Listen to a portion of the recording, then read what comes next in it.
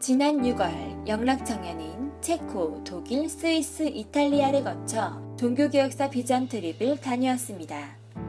종교개혁은 16세기에서 17세기 유럽의 로마 가톨릭 교회와 사회 전반에 걸쳐 쇄신을 요구하며 등장했던 개혁운동인데요. 우리는 비전 트립을 통해 지금 우리가 믿고 있는 개신교가 어떤 과정을 거쳐 탄생하게 되었는지 그 역사를 살펴볼 수 있었습니다. 처음 도착한 곳은 체코의 수도 프라하. 고교에 대한 비판의 목소리는 이미 중세부터 싹트고 있었는데요. 체코의 종교개혁자였던 얀 후스는 기존 교회의 교황모호설, 성직록 매매, 면죄부 판매 등의 문제점을 지적하고 고위성직자들의 세속화를 강력히 비판한 인물로 화형을 당했습니다. 우리는 지하 공동체 생활의 처소였던 카타콤을 둘러보며 당시 후스파에 대한 박해의 심각성을 짐작해 볼 수 있었습니다. 또한 후스파의 지도자였던 얀 지스카 장군의 박물관을 돌아보며 후스 전쟁을 승리로 이끌었던 그의 혁신적이고 실용적인 전술도 확인해 볼 수 있었습니다. 우리는 독일에서 본격적인 종교개혁을 시작한 마틴 루터를 만났습니다. 종교개혁 박물관인 루터하우스와 루터의 95개 논두를 붙였던 비텐베르크 성을 방문하여 구원은 인간의 의지나 행위에 의한 것이 아니라 하나님의 은혜이며 신앙의 근거는 교회의 권위나 전통이 아니라 오직 성경으로 성직자의 특별한 권능을 부정하였던 루터의 강력한 메시지를 들을 수 있었습니다. 또한 루터가 수도사가 되기로 결심했던 어거스틴 수도원, 교황으로부터 파문당한 후 성경을 독일어로 번역하던 일신처 바르크부르크 성, 하이델베르크 성령교회 등을 돌며 하나님의 말씀대로 살고자 노력하는 신앙심의 중요성을 외쳤던 마틴 루터를 느낄 수 있었습니다. 스위스에서 처음 만난 역사 속 인물은 치빙글리입니다.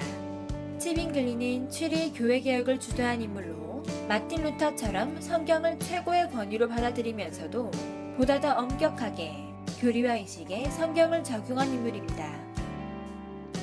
우리는 그로우민스터 교회의 작은 청동문에 그려진 종교개혁의 이야기를 보며 치빙글리의 생애를 따라가 볼 수 있었습니다. 또한 제네바에서는 종교개혁 2세대 프랑스 출신 장 칼뱅을 만날 수 있었습니다. 칼뱅은 마틴 루터를 계승하면서도 철저하고 엄격한 신앙을 바탕으로 종교개혁을 위해 싸운 인물입니다. 우리는 제네바 시내의 성 피에르 교회에서는 칼뱅의 삶을 느낄 수 있었는데요.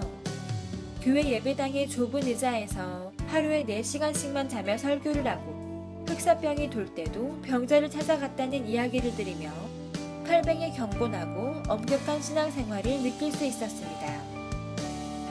또 바스티온 공원에서 500여 년 전 종교개혁을 위해 힘쓴 조상들 칼뱅, 파렐, 베젤, 녹스의 모습을 보며 현재 우리는 어떤 모습으로 하나님을 믿고 예배하며 살아가야 할지 고민하기도 하였습니다. 이탈리아에서는 감옥에 갇힌 사도 바울이 디모데후서를 집필한 천국계단 교회와 삼수당한 세분수 교회, 그리고 도망치던 베드로가 예수님을 만난 자리에 세웠다던 코바디스 교회를 순례하면서 우리는 성경 속의 로마 시절로 돌아간 느낌을 받았습니다.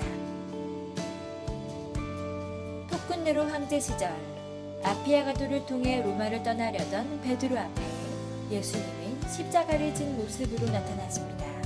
베드로가 예수님께 주여 어디로 가시나이까 묻자 예수님은 백성을 버리고 도망치는 베드로 대신 십자가에 다시 못 박히러 간다는 말씀을 하셨습니다.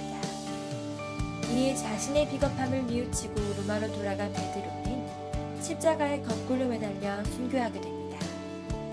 유럽 종교개혁의 선구자였던 후스, 95개 논조를 시작으로 한 루터의 독일개혁, 치빙글리, 칼뱅에 의한 스위스의 개혁, 그리고 이탈리아에서 다시 만난 예수님과 베드로, 바울, 기독교의 성립 과정과 근대 유럽의 역사를 마주하며 우리가 느낀 것은 500여 년 전에도 끊임없이 수많은 사람들이 하나님을 예배하고 교회와 사회의 올바른 방향성을 찾으려고 노력하였다는 것입니다. 이번 비전 트립에서 우리는 개혁을 외친 여러 믿음의 조상들을 만났습니다. 하나님의 말씀은 사람이 결코 빼앗을 수 없다는 것과 우리에게 주어진 많은 제사장 직에 대해 다시 생각해 볼 수 있는 귀한 시간이었습니다.